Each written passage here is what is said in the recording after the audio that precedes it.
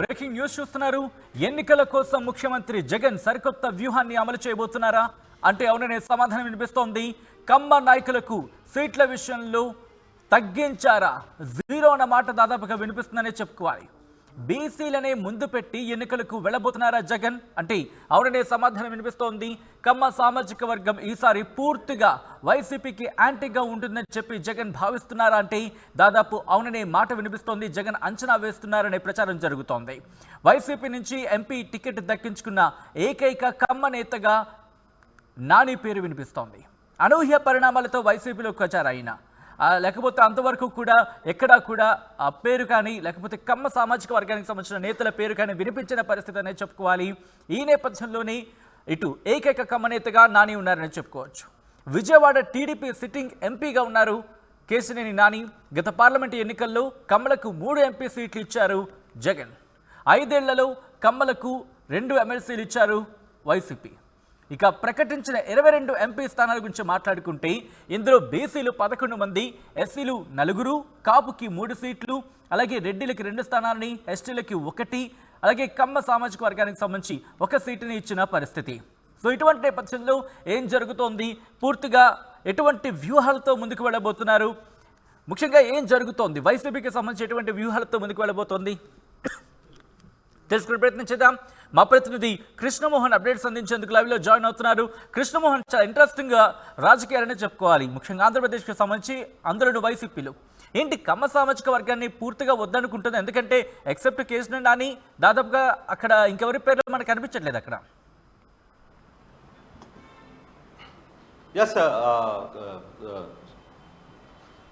అంటే మొత్తం మీద మనం ఒకసారి కానీ చూసుకుంటే ఓవరాల్గా ఈసారి వైసీపీ ప్రభుత్వం కావచ్చు, లేకపోతే వైఎస్ జగన్మోహన్ రెడ్డి కావచ్చు, బీసీలకు ఎక్కువ ప్రాధాన్యత ఇస్తున్నట్టుగా చాలా స్పష్టంగా అర్థమవుతుంది.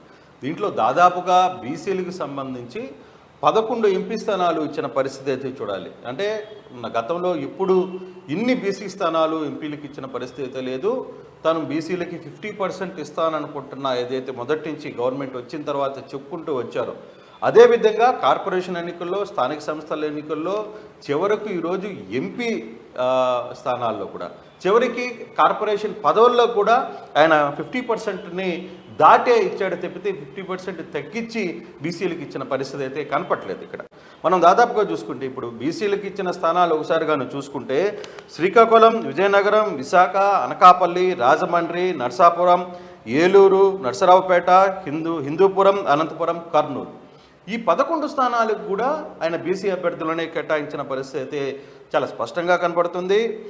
సచిన్, మరోవైపు ఎస్సీ సామాజిక వర్గానికి సంబంధించి 4 సీట్లు కేటాయించిన పరిస్థితి అయితే ఉంది. అమలాపురం, బాపట్ల, తిరుపతి, చిత్తూరు. మరోవైపు కాపు సామాజిక వర్గానికి సంబంధించి గుంటూరు, కాకినాడ, బందర్, ఈ 3 కాపు ఎస్సీ స్థానాలకు సంబంధించిన అయితే ఇక విజయవాడకి సంబంధించి 1 సీటు మాత్రమే కమ్మ సామాజిక వర్గానికి ఇచ్చిన పరిస్థితి అయితే ఉంది. ఇప్పటికీ రెడ్డి సామాజిక వర్గంలో 2 కన్ఫర్మ్ అయినట్టుగా సమాచారం. ఒకటి రాజంపేట నుంచి మిథున్ రెడ్డి పోటీ చేస్తారు, కడప నుంచి అవినాష్ పోటీ చేస్తారు. తర్వాత ఇక మిగిలిన 2 స్థానాలు కూడా నెల్లూరు, ఒంగోలు, నంద్యాల, ఈ 3 స్థానాల్లో నంద్యాల మనకు అందుతున్న సమాచారం ప్రకారం మైనారిటీకి వెళ్తుంది. ఇక ఒంగోలు, నెల్లూరుకు సంబంధించి దీంట్లో రెడ్డి ఎంపీ స్థానాలకు ఇచ్చే అవకాశం అయితే చాలా స్పష్టంగా కనపడుతుంది. సో దీన్ని బట్టి ఓవరాల్గా కానీ మనం చూసుకుంటే ఒక్కసారిగా బీసీలకు 11 స్థానాలు, ఎస్సీలకు 4 స్థానాలు, కాపుకు 3, రెడ్డికి 4 స్థానాలు, కమ్మకు 1, ఎస్టీకి 1, మైనారిటీకి 1, అంటే ఒక్కసారిగా తన ఈక్వేషన్ని పూర్తిగా కూడా జగన్మోహన్ రెడ్డి మార్చేసిన పరిస్థితి అయితే కనబడుతుంది. ఇప్పుడు ఈ ఈక్వేషన్ని బేస్ చేసుకునే టీడీపీ, జనసేన, బీజేపీ, రేపు పొత్తులో కలిస్తే బీజేపీ కూడా వాళ్ళ ఈక్వేషన్ని మార్చుకోవాల్సిన పరిస్థితి వచ్చింది. అందుకే టీడీపీ లిస్టు ప్రకటించడంలో కూడా చివరికి మొదటి లిస్టు ప్రకటించడంలో కూడా కొంత లేట్ అవుతుంది అనేది టీడీపీలో జరుగుతున్న పెద్ద చర్చ. సచిన్, ఈ వ్యవహారాన్ని అంతగాను చూసుకుంటే ఒక్కసారిగా ఆ పేర్లు, వాళ్ళ సామాజిక వర్గాన్ని కూడా మనం ఒకసారి చూసుకుంటే శ్రీకాకుళం నుంచి చూసుకుంటే పెరాడా తిలక్, అతను బీసీ కళింగ సామాజిక వర్గానికి సంబంధించిన వ్యక్తి. విజయనగరం చూసుకుంటే బెల్లాన చంద్రశేఖర్, అతను తూర్పు కాపుకు సంబంధించిన బీసీ వ్యక్తి. విశాఖ నుంచి చూసుకుంటే బొత్స ఝాన్సీ, ఆమె కూడా తూర్పు కాపు బీసీ సామాజిక వర్గం. అనకాపల్లి చూసుకుంటే గుడివాల అమర్నాథ్ కావచ్చు, లేకపోతే రవికుమార్ కావచ్చు, ఈ రెండిట్లో ఒక పేరు కన్ఫర్మ్ అయ్యేటుంది. దీంట్లో కూడా బీసీ గౌర సంబంధించిన రమాకుమారి అయ్యే ఛాన్సెస్ ఉన్నాయి. కానీ ప్రత్యేకమైన పరిస్థితుల్లో గుడివాడ అమర్నాథ్కి ఛాన్స్ ఉంది. అయితే మాత్రం ఇక్కడ కాపుకు అయ్యే అవకాశం ఉంది. ఇక అరకు చూసుకుంటే కొట్టగల్లి భాగ్యలక్ష్మి ఎస్టీ, కాకినాడ చూసుకుంటే చలంశెట్టి సునీల్ కాపు, అమలాపురం చూసుకుంటే చింత అనురాధ ఎస్సీ, రాజమండ్రి నుంచి చూసుకుంటే గుడివాడ గూడూరి శ్రీనివాస్ బీసీ శెట్టిబలిజ, ఏలూరు నుంచి చూసుకుంటే కారమూరి వెంకటేష్ బీసీ యాదవ, నర్సాపురం నుంచి చూసుకుంటే గూడూరి ఇమాబాల బీసీ శెట్టిబలిజ, విజయవాడ నుంచి చూసుకుంటే కేసినేని నాని కమ్మ సామాజిక వర్గం, అలాగే మచిలీపట్నం చూసుకుంటే సింహాద్రి రమేష్ కాపు, గుంటూరు నుంచి చూసుకుంటే ఉమారెడ్డి వెంకటరమణ కాపు, బాపట్ల నుంచి చూసుకుంటే నందిగం సురేష్ ఎస్సీ మాదిగ, నర్సరావుపేట నుంచి చూసుకుంటే అనిల్ కుమార్ యాదవ్ బీసీ యాదవ, ఒంగోలు నుంచి ఇంకా ప్రకటించలేదు. ఇందాక నేను చెప్పినట్టుగా నెల్లూరు వేమిరెడ్డి ప్రభాకర్ రెడ్డి పేరు ప్రకటించినప్పటికీ ఆయన ఇంకా అఫీషియల్గా ఇంకా రంగంలో దిగలేదు. ఆయన కొంత ఆలకపోలున్న పరిస్థితి అయితే ఉంది. తిరుపతి నుంచి గురుమూర్తి ఎస్సీ, చిత్తూరు నుంచి నారాయణ స్వామి ఎస్సీ, రాజంపేట నుంచి మిథున్ రెడ్డి, కడప నుంచి చూసుకుంటే అవినాష్ రెడ్డి, కర్నూలు నుంచి గుమ్మనూరు జైనం ఇది కూడా బీసీ ఉంది. కాకపోతే ఇంకో బీసీకి మారే పరిస్థితి అయితే కనబడుతుంది. అనంతపురం శంకరనారాయణ బీసీ బోయ, నంద్యాల నుంచి ముస్లింని ప్రకటించే అవకాశం అయితే ఉంది. హిందూపురం నుంచి శాంతాబాయి బీసీ. సో ఇప్పుడు ప్రకటించిన పేర్లన్నీ కూడా మనం ఒకసారి కానీ చూసుకుంటే సచిన్, ఓవరాల్గా బీసీలకు ఎప్పుడు లేని ప్రాధాన్యత చాలా ఎక్కువ స్థాయిలో ఇచ్చిన పరిస్థితి. అంటే కుల సామాజిక సమీకరణాలు, క్యాస్ట్ ఈక్వేషన్ని జగన్మోహన్ రెడ్డి చాలా పకడ్బందీగా దీన్ని తెర మీదకి తీసుకుని వస్తున్నారు. గతంలో కూడా చూసుకుంటే ప్రభుత్వం వచ్చినప్పటి నుంచి కూడా జరిగిన కార్పొరేషన్ ఎన్నికల్లో కావచ్చు, మేయర్ అభ్యర్థులు కావచ్చు, మున్సిపాలిటీలకు సంబంధించి కూడా చాలా క్యాలిక్యులేటెడ్గా అసలు ఎప్పుడు తెలియని సామాజిక వర్గాలందరినీ కూడా తెర మీదకి తీసుకుని వచ్చి వాళ్ళందరికీ టికెట్లు ఇచ్చి వాళ్ళని మేయర్లని, తర్వాత మున్సిపల్ చైర్మన్లని చేసిన పరిస్థితి అయితే ఉంది. తర్వాత వచ్చిన కార్పొరేషన్ పదవుల్లో కూడా ఎంత ఒత్తిడి ఉన్నప్పటికీ కూడా ఆయన బీసీలని మరవలేదు. దాదాపుగా 50% బీసీలను ఎక్కువ శాతంలో, అది కూడా మహిళలకు పెద్దపీట వేసిన పరిస్థితి అయితే చాలా స్పష్టంగా కనబడుతుంది. సో ఇప్పుడు ఎంపీ ఎలక్షన్స్లో కూడా అదే ఈక్వేషన్ని ఫాలో చేస్తున్నారు. ఎమ్మెల్యేల ఈక్వేషన్ చూసుకున్నా కూడా ఎమ్మెల్యేలు ఇంకా కొన్ని లిస్టు ఫైనల్ కాలేదు కాబట్టి మనం అది తీసుకోలేదు. ప్రస్తుతం ఎంపీ వరకు తీసుకుంటే ఎంపీలో దాదాపుగా 11 మంది బీసీలని తీసుకుంటున్న పరిస్థితి చాలా స్పష్టంగా కనబడుతుంది. అలాగే ఇప్పుడు వరకు ప్రకటించిన అసెంబ్లీ స్థానాల్లో కూడా ఆయన బీసీలకే పెద్దపీట వేస్తున్నారు. రెడ్డి సమాజ వర్గంలో ఉన్న సిట్టింగ్ ఎమ్మెల్యేలను కూడా కాదని బీసీలకి ప్రాధాన్యం ఇస్తున్న పరిస్థితి మనం చూస్తాం. ఇప్పుడు కందుకూరులో అక్కడ రెడ్డి ఎమ్మెల్యే ఉన్నప్పటికీ కూడా కాదని చెప్పి యాదవ్ కులానికి సంబంధించిన వంకిపెంచలేకి వాళ్ళ కుటుంబానికి సీట్ కేటాయిస్తున్న పరిస్థితి. సో ఇట్లా చాలా ఈక్వేషన్స్ మారుతున్నాయి. ఆ ఈక్వేషన్స్ పెట్టి ఆయన యాజ్ యూజువల్గా ఈ లెక్కలన్నీ కూడా మార్చే ప్రయత్నం అయితే చేస్తున్నారు. తర్వాత సెకండ్ ప్లేస్ చూసుకుంటే ఎస్సీకి 4 స్థానాలు ఇచ్చిన పరిస్థితి ఉంది. రెడ్డి బహుశా ఇప్పుడు మనకి లెక్కలో 4 కనపడుతున్నప్పటికీ 2 అధికారంగా ప్రకటించినా దాంట్లో 1 సీటు తగ్గే పరిస్థితి కనబడుతుంది. ఇక కమ్మ సామాజిక వర్గాన్ని కంప్లీట్గా 1 స్థానానికి ఇచ్చి ఆయన డ్రాప్ చేశారు. ఇక ఎస్టీకి 1 ఇచ్చారు, మైనారిటీకి 1 ఇస్తున్నారు. కాపును కూడా దగ్గర పెట్టుకునే ప్రయత్నం అయితే చేస్తున్నారు. సో ఈ ఈక్వేషన్స్లో సామాజిక సమీకరణాల ఈక్వేషన్ని చాలా పకడ్బందీగా తన ఎన్నికల ముందు ప్రజల ముందు పెట్టబోతున్నారు వైఎస్ జగన్. సో ఇది పబ్లిక్ ఏ విధంగా రిసీవ్ చేసుకుంటుంది, గెలుపేటములు ఎలా ఉంటాయి అనే అంశాన్ని మనం ఇప్పటికిప్పుడు చెప్పలేం. కాకపోతే ఈ ఈక్వేషన్ మాత్రం రాజకీయ విశ్లేషణ ఎందుకంటే 22 స్థానాలను ప్రకటించారు, ఇక 3 స్థానాలు మాత్రమే ప్రకటించాల్సి ఉంది. ఈ 3 స్థానాలకు సంబంధించి ఎటువంటి ఉత్కంఠ ఉంది, ఎవరికి కేటాయించే అవకాశం ఎక్కువగా కనిపిస్తోంది? ఎందుకంటే ఒకనొక సందర్భంలో అక్కడ క్యాండిడేట్ని బేస్ చేసుకుని కూడా ఇవ్వాల్సి ఉంటుంది. అప్పుడు సామాజిక వర్గానికి సంబంధించి కూడా క్వశ్చన్ మార్క్ రైజ్ అయ్యే అవకాశం కనిపిస్తుంది మీరు గతంలో చెప్పినట్టుగా. సో ఇక్కడ మిగిలిన 3 స్థానాలకు సంబంధించి ఎటువంటి ఉత్కంఠ ఉంది, ఎవరి వైపు ఎవరి వైపు మొగ్గు చూపే అవకాశం ఉంది వైసీపీ అధిష్టానం? అంటే 3 స్థానాలు కూడా ఆల్రెడీ ఆల్మోస్ట్ డిక్లేర్ అయినాయి. అంటే ఒకటి ఒంగోలు ఆల్రెడీ చెవిరెడ్డి భాస్కర్ రెడ్డి డిక్లేర్ అయ్యింది. అయితే ఇప్పుడు ఆ సీటు వద్దని బాలినేని శ్రీనివాసరెడ్డి తనకు ఎంపీ సీట్ ఇవ్వమని అడుగుతున్నారు. బహుశా అది రేపు క్లారిటీ ఇచ్చే అవకాశం అయితే ఉంది. నెల్లూరుకు వచ్చేసరికి వేమిరెడ్డి ప్రభాకర్ రెడ్డి ఆల్రెడీ డిక్లేర్ చేశారు, ఆయన పనులు కూడా స్టార్ట్ చేశారు. అయితే నెల్లూరు సీటు విషయంలో నెలకొన్న కొంత ఇబ్బంది వేమిరెడ్డి ప్రభాకర్ రెడ్డిని బాధించింది. అందులో భాగంగా ఆయన నేను పోటీ చేయను అని చెప్పి ఢిల్లీ వెళ్ళిపోయారు. ఢిల్లీ నుంచి ఆయన దుబాయ్ కూడా వెళ్ళిపోయిన పరిస్థితి. ముఖ్యమంత్రిని కలవాలన్న ప్రయత్నం చేసినా అది కూడా వర్కౌట్ కాలేదు, వెళ్ళిపోయారు. సో ఇక మిగిలింది నంద్యాల మోస్ట్లీ ముస్లిమ్స్కే కేటాయించే పరిస్థితి అయితే కనపడుతుంది. అంటే ఈ 2 స్థానాలు ఇప్పటికీ రెడ్డిలో 2 స్థానాలు ప్రకటించున్నారు already, Mithun Reddy and Kadapa Avinash.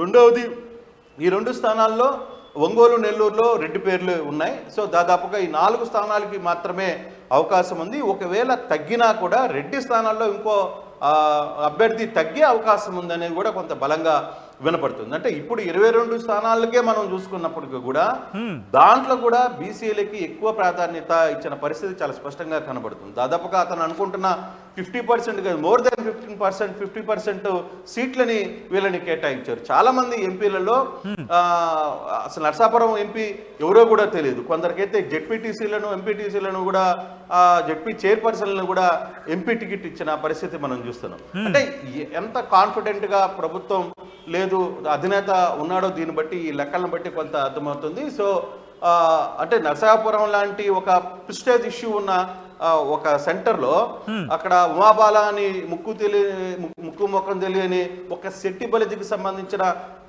ZPTC భార్యని అక్కడికి తీసుకుని వచ్చి తెర మీదకి తీసుకుని వచ్చి ఎంపీగా నిలబెట్టడం అంటే ఆషామాషి విషయం కాదు. ఇట్లాంటి నిర్ణయాలు కొన్ని నిజంగానే రాజకీయ విశ్లేషకులకు కావచ్చు, చూస్తున్న కొంతమంది మీడియా ప్రతినిధులకు ఆశ్చర్యాన్ని కలిగిస్తాయి. ఇంత స్ట్రాంగ్ డెసిషన్ ఇంత బలంగా ఎలా తీసుకోగలుగుతాడు? సో ఓకే, ఈ నిర్ణయాలు వర్కౌట్ అవుతాయా? వర్కౌట్ అయితే వెళ్ళండి గుడ్. వర్కౌట్ అయితే ఈ క్రెడిట్ అంతా జగన్మోహన్ రెడ్డికి వెళ్ళే పరిస్థితి ఉంటుంది. ఒకవేళ రివర్స్ అయిందంటే మాత్రం మళ్ళీ ఆ అపవాదు కూడా తను భుజాల మీద వేసుకోవాల్సిన పరిస్థితి ఉంటుంది. సచిన్ చూడాలి, కానీ ఇంత ఈక్వేషన్ ని ఎలా వర్కౌట్ చేయగలుగుతున్నారు, సమీకరణాన్ని ఎలా రైట్ కృష్ణ, ఇటువంటి ఈక్వేషన్స్ లో ముఖ్యంగా కేసినేని నానికి సంబంధించి, ఎందుకంటే ఇక్కడ సామాజిక వర్గ పరంగా కేసినేని నానిని రంగంలోకి దించారా, లేకపోతే కేసినేని నాని ప్రొఫైల్ని బేస్ చేసుకుని ఎంపిక జరిగిందా? ఆ నేపథ్యంలోనే కమ్మ సామాజిక వర్గానికి ఒక టికెట్ కౌంట్ వచ్చింది అనుకోవాలా? ఎందుకంటే చాలా ఇంట్రెస్టింగ్ గా చెప్పుకోవచ్చు ఇక్కడ. ఎందుకంటే కేసినేని నాని తెర మీదకి వచ్చినంత వరకు ఎక్కడ కమ్మ సామాజిక వర్గానికి సంబంధించి ఒక టికెట్ కూడా దక్కిన పరిస్థితి. ఇప్పుడు గతంలో చూసుకుంటే విశాఖ, విజయవాడ, నర్సరావుపేట వీళ్ళ ముగ్గురు కూడా కమ్మ సామాజిక వర్గ ఎంపీలు ఇచ్చారు.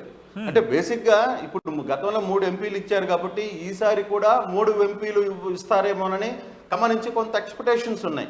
కానీ విజయవాడకి వచ్చేసరికి కేసినేని నాని వచ్చారు, ఒక బలమైన వ్యక్తి. ఇప్పుడు లాస్ట్ టైం జరిగిన ఎన్నికల్లో కూడా కేసినేని నాని తెలుగుదేశం నుంచి, తర్వాత గుంటూరు నుంచి గల్లా జయదేవ్, తర్వాత శ్రీకాకుళం నుంచి 3 సీట్లు మాత్రమే రామ్మోహన్ నాయుడు గెలిచారు తప్పితే అంత హవాలో కూడా వీళ్ళు తట్టుకొని నిలబడ్డారు. అంటే అదే మొదటి నుంచి చెప్పేది, కేసినేని నాని ఇష్యూ చాలా సపరేట్గా తీసుకోవాలి. నానికి సంబంధించిన వ్యవహారంలో అతను ఇక్కడ విజయవాడ ప్రజలతో అతనుకున్న అనుబంధం కావచ్చు, విజయవాడ ప్రజల మధ్య ఆయన టాటా సంబంధించి వాళ్ళ ట్రస్ట్ ద్వారా కొన్ని నిధులు తీసుకొని వచ్చి ఇక్కడ ఏర్పాటు చేయడం కావచ్చు. అయితే ముక్కుసూటిగా మాట్లాడతాడు, కొంత కోపదారి మనిషి అనే ఒక ఇది ఉంది తప్పితే విజయవాడ ప్రజల్లో మాత్రం కేసినేని నానిని స్టిల్ ఇప్పటికీ ఒక బలమైన నేతగానే చూస్తారు. నిజంగానే ఆ పొజిషన్లోనే విజయవాడ సీటు డెఫినెట్గా వైసీపీ అతనికి ఇచ్చి తీరాలి. సో మిగతా 2 కమ్మాలకు ఎందుకు ఇవ్వలేదు, 2 సీట్లు గతంలో ఇచ్చారు కదా అనే ఒక ఈక్వేషన్ అడగచ్చు. అంటే అప్పుడు నరసరావుపేటలో లావు కృష్ణదేవరాయలు ఉన్నారు, ఆయన కమ్మ సామాజిక వర్గం నుంచి పోటీ చేశారు, అక్కడ గెలిపొందారు. కానీ అతను రాజీనామా చేసి తెలుగుదేశం వైపు వెళ్ళిపోతున్నారు. సో ఆ నేపథ్యంలో అక్కడ బీసీ ఒక బలమైన నాయకుడిని తీసుకురావాలి కాబట్టి నెల్లూరు జిల్లాలో మంత్రిగా ఉన్న అనిల్ కుమార్ యాదవ్ని, అంటే ఆ ప్రాంతంలో 190,000 ఓట్లు నరసరావుపేటలో యాదవ్ సామాజిక వర్గం ఓట్ బ్యాంక్ ఉంది కాబట్టి, సో ఇక్కడ రైట్ పర్సన్ అయితే యువకుడుగా ఉన్నాడు, కొంత యాక్టివ్గా ఉంటాడు, బీసీ సామాజిక వర్గానికి ఒక నాయకుడిగా ఎదిగాడు కాబట్టి అతన్ని తీసుకొని వచ్చి అక్కడ ఫేమ్లో పెట్టిన పరిస్థితి మనం చూసాం. ఇక విశాఖ చూసుకుంటే విశాఖలో ఉన్న విశాఖ ఎంపీని అక్కడ లోకల్ ఎమ్మెల్యేగా పంపిస్తున్నారు కాబట్టి అక్కడ బీసీ సామాజిక వర్గానికి సంబంధించిన బొత్స ఝాన్సీని, అంటే బొత్స సత్యనారాయణ మిసెస్ని అక్కడ బీసీ సామాజిక వర్గాన్ని తీసుకొని వచ్చి అక్కడ ప్రవేశపెట్టారు. అంటే క్యాస్ట్ ఈక్వేషన్స్లో మాత్రం చాలా ప్లాన్డ్గానే వైసీపీ ఇక్కడ ఫాలో అవుతుంది అనే చెప్పడంలో ఎటువంటి సందేహం లేదు. అయితే ఈ ఈక్వేషన్స్ ఏదైతే జగన్మోహన్ రెడ్డి ఈక్వేషన్స్ ఫాలో చేశారో దాదాపుగా 30 మంది ఎమ్మెల్యేలకి సిట్టింగ్ ఎమ్మెల్యేలకి స్థానాలు ఇవ్వలేదంటే అర్థం చేసుకోవాలి సచిన్ అతను ఎంత మైండ్ సెట్తో ఉన్నారో ఎంత స్ట్రాంగ్గా ఉన్నారో అనే అంశాన్ని. అలాగే ఎంపీల విషయంలో కూడా మనం చూడొచ్చు, చాలా మంది ఎంపీలని అసలు ఇప్పుడున్న ఎంపీల్లో దాదాపు ఒక 5-6 మంది చెప్తే అందరు ఎంపీలని పక్కన పెట్టేసిన పరిస్థితి మనం చూసాం. 22 మంది ఎమ్మెల్యేలు గెలిచిన వాళ్ళలో కూడా కేవలం 5-6 మందికే రిటర్న్ ఇచ్చిన పరిస్థితి. తిరుపతి, చిత్తూరు, తర్వాత ఇప్పుడున్న విజయనగరం ఇట్లాంటివి మాత్రమే తిరిగి వాళ్ళకి కేటాయించారు తప్పితే మిగతా అన్ని స్థానాలను కూడా ఆయన మార్చేసిన పరిస్థితి. సో ఇటువంటి ఈక్వేషన్స్ని జగన్మోహన్ రెడ్డి చేయగలుగుతున్నాడంటే తన ప్లాన్ ఆఫ్ యాక్షన్ డిఫరెంట్గా ఉంది, తన ప్లాన్ ఆఫ్ మూడ్ డిఫరెంట్గా ఉంది. సో తనకు ఆ కాన్ఫిడెంట్ ఉంది, నేను బీసీలకు పెద్ద ఎత్తున చేశాను, నా ప్రభుత్వం బీసీల పక్షపాతి అనే విధంగానే తాను కార్పొరేషన్ ఎన్నికలు, మున్సిపల్ ఎన్నికలు, కార్పొరేషన్ ఎన్నికలు, తర్వాత కార్పొరేషన్ పదవులు ఇవన్నిట్లో కూడా నేను ఇచ్చాను కాబట్టి బీసీలందరూ నా వైపు ఉండారనేది ఒకటి. రెండవది జనసేన, తెలుగుదేశం రెండు కూడా అక్కడ పొత్తులో వెళ్తున్నాయి, మనం అది కూడా గమనించాలి. కాపు కమ్మ ఎప్పుడు కలవని కాపు కమ్మ రెండు సామాజిక వర్గాలు అక్కడ వెళ్తున్నాయి కాబట్టి, కలిసి వెళ్ళబోతున్నాయి కాబట్టి ఆ రెండుని తట్టుకోవాలనుకుంటే ఇక్కడ బీసీ లైన్ ఎత్తుకోవాల్సిన పరిస్థితి ఖచ్చితంగా ఉంది. అందుకే బీసీలను తమ వైపు తిప్పుకునే ప్రయత్నాన్ని జగన్మోహన్ రెడ్డి చేస్తున్నారు అనేది పక్కా అర్థమవుతున్న పరిస్థితి సచ్చేది. Right Krishnamohan, thanks for update. సముత్తగా అయితే మాత్రం ఎన్నికల కోసం ముఖ్యమంత్రి జగన్ సరికొత్త వ్యూహంతో వెళ్ళబోతున్నారా అంటే అవుననే సమాధానం వినిపిస్తోంది. కమ్మ నాయకులకు సీట్ల విషయంలో దాదాపు 0 అనే మాట వినిపించింది. ఎందుకంటే కేసినేని నాని వచ్చినంత వరకు కూడా ఎక్కడ కూడా కమ్మ సామాజిక వర్గానికి సంబంధించి కావచ్చు, లేదా కమ్మ నాయకులకు స్థానం ఇవ్వని పరిస్థితి పార్లమెంట్ ఎలక్షన్ విషయం మాట్లాడుకుంటే. అయితే కేసినేని నాని వచ్చిన తర్వాత అక్కడ ఒక స్థానం కేటాయించినట్టు అయింది. బీసీలనే ముందు పెట్టి ఎన్నికలకు వెళ్ళాలి అని చెప్పి జగన్ నిర్ణయించుకున్నారా అంటే అవునని సమాధానం వినిపిస్తోంది. దాదాపుగా కమ్మ సామాజిక వర్గం ఈసారి పూర్తిగా వైసీపీకి యాంటీగా ఉంటుందని జగన్ అంచనా వేస్తున్నారు అనే ప్రచారం జోరందుకుంది. వైసీపీ నుంచి ఎంపీ టికెట్ దక్కించుకున్నారు కేసినేని నాని. ఆయన ఏకైక కమ్మ నేతగా ప్రస్తుతం వైసీపీకి ఉన్నారు. ప్రస్తుతం ఇప్పటివరకు వచ్చిన లిస్టుకి సంబంధించి మాట్లాడుకుంటే అనూహ్య పరిణామాలతో ఆయన వైసీపీలోకి వచ్చారనే చెప్పుకోవాలి. విజయవాడ టీడీపీ సిట్టింగ్ ఎంపీగా కొనసాగుతున్నారు ఎంపీ కేసినేని నాని. గత పార్లమెంటు ఎన్నికలు కమ్మలకు 3 ఎంపీ సీట్లు ఇచ్చింది వైసీపీ. 5 ఏళ్లలో కమ్మలకు 2 ఎమ్మెల్సీలు ఇచ్చింది వైసీపీ. అయితే ప్రకటించిన 22 ఎంపీ సీట్లలో బీసీలకు 11, ఎస్సీలకు 4, కాపు సామాజిక వర్గానికి 3, రెడ్డిలకు 2, కమ్మ సంబంధించి ఎస్టీలకు 1, అలాగే కమ్మ సామాజిక వర్గానికి సంబంధించి ఒక్కొక్క సీట్ని కేటాయించింది. సో ఏం చేయబోతున్నారు అని ఒక ఉత్కంఠ మాత్రం కొనసాగుతోంది. ఎందుకంటే ఒక డెసిషన్స్, ఆ నిర్ణయాలు మాత్రం ఒక్కసారి మనం చూస్తున్నాం. బీసీలకు సంబంధించి ప్రాధాన్యంగా ముఖ్యంగా బీసీలకు 11, ఎస్సీలకు 4, కాపులకు 3, రెడ్డి సామాజిక వర్గానికి సంబంధించి 2, ఎస్టీలకు 1, ఇక మిగిలిన 3 ఉన్నాయి. అయితే ఇక్కడ కమ్మ సామాజిక వర్గానికి సంబంధించి కూడా 1 టికెట్ ఇచ్చారని చెప్పుకోవచ్చు. సో ఒక సెన్సేషనల్ డెసిషన్స్తో ముందుకు వెళ్తున్నారని చెప్పుకోవాలి. మరి ఈ నిర్ణయాలు ఎటువంటి ఫలితాలు ఇస్తాయనే ఒక ఉత్కంఠ మాత్రం ఆంధ్రప్రదేశ్ రాజకీయాల్లో చాలా జోరుగా చర్చ జరుగుతోంది.